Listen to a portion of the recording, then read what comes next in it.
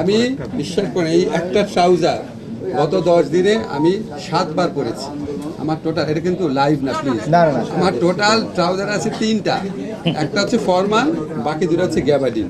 আমি এই জীবন যাপন করা মানুষ, বুঝছেন? এটা আমি 10 দিনের মধ্যে 7 দিন পরে আসছি, বুঝছেন?